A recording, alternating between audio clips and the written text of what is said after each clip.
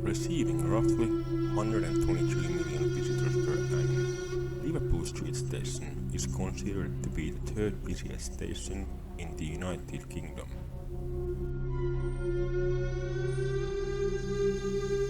It is built on the site once occupied by the original Bedlam Royal Hospital and is reputedly haunted by an ex-patient of the infamous Asylum.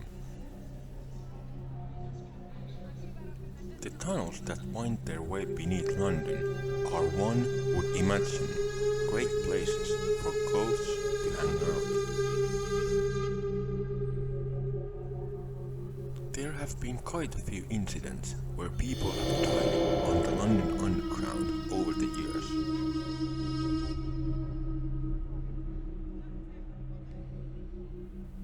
The tunnels have also been dug through layers of clay and soil, full of the bodies of plague victims, murder victims, and just generally dead people.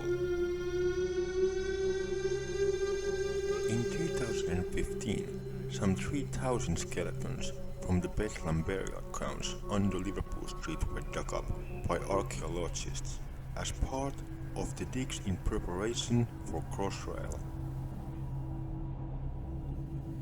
The Sisters of the Order of the Star of Bethlehem were based in the Priory of St. Mary Bethlehem in Bishopgate as early as 1247, when it was founded by Simon Fitzmary, Sheriff of Bishopgate, on land near the Church of St. Botolph without Bishopgate. It became a hospital in 1337 and eventually became dedicated to the care of the mentally ill.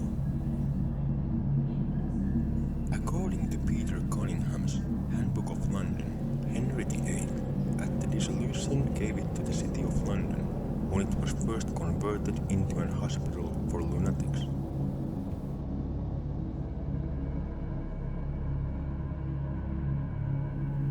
Simon Fitzmary's hospital was taken down in 1675 and the hospital removed more fields at the cost of nigh £17,000. The hospital was again moved in 1814 to its current location at St. George's Fields.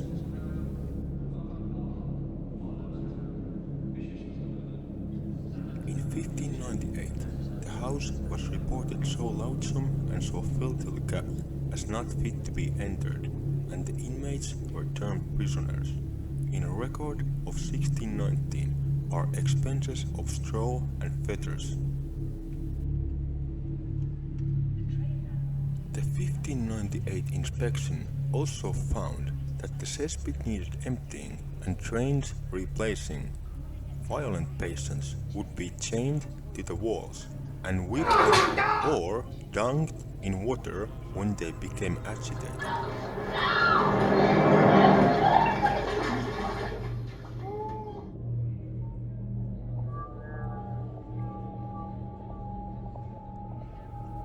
Members of the public could visit and even paid good money to see patients perform obscene acts on one another.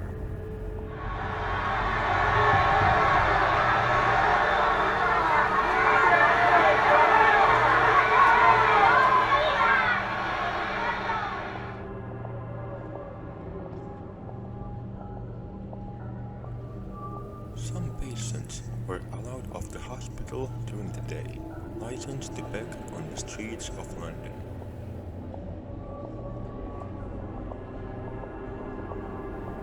The Pictorial Handbook of London, 1854, describes the treatment of those early patients. The miserable creatures committed to its brutal rulers appears to have been characterized by utter indifference to the feelings and comforts of the patients and a studied aggravation of their miseries. Indeed, to our shame be it recorded, these miseries were made to materials for actual profit to the hospital, a sum of about £400 being annually collected, by exhibiting the poor maniacs, chiefly naked and uniformly chained to the walls of their dungeons, and by exciting them to the most violent manifestations of their maladies. This practice of showing the patients like wild beasts was abolished in 1770, but the abolition was unaccompanied by any other improvement in their treatment.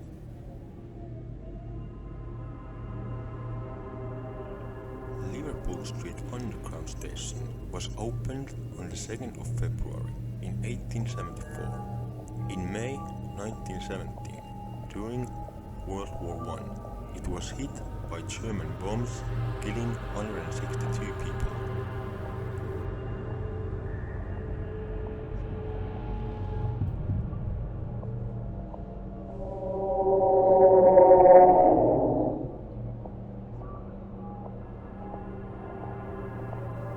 During summer 2000, a line controller noticed something strange on the CCTV camera he was monitoring off Liverpool Street station.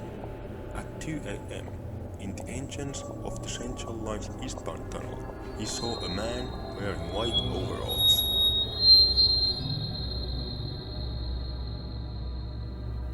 No contractors were supposed to be working, and the station was supposed to be closed, so he alerted the station supervisor, who went to investigate.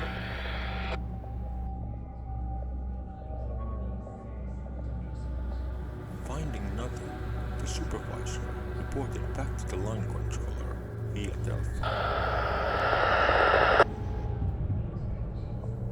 The CCTV camera showed that the figure had been standing beside the station supervisor, and he still had not seen the figure.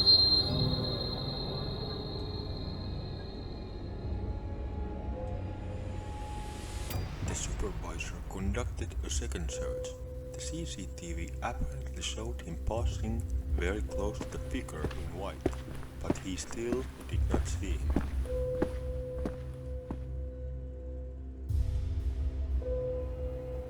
The pair eventually gave up the search.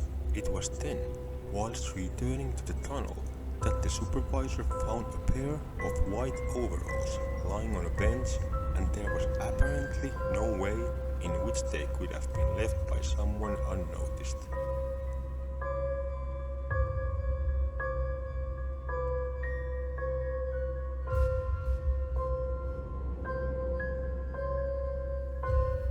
The paranormal database refers to another related haunting dating from between 1780 and 1812, which would make it before the station was built.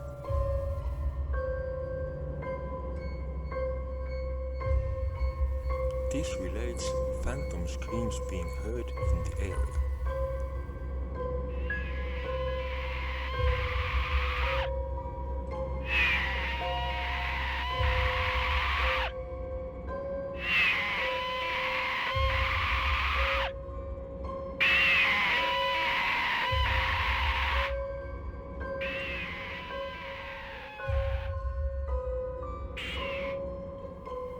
These screams are attributed to a patient from the Bedlam hospital named Rebecca Griffiths, who, according to tradition, was buried without a coin that she constantly used to hold on to.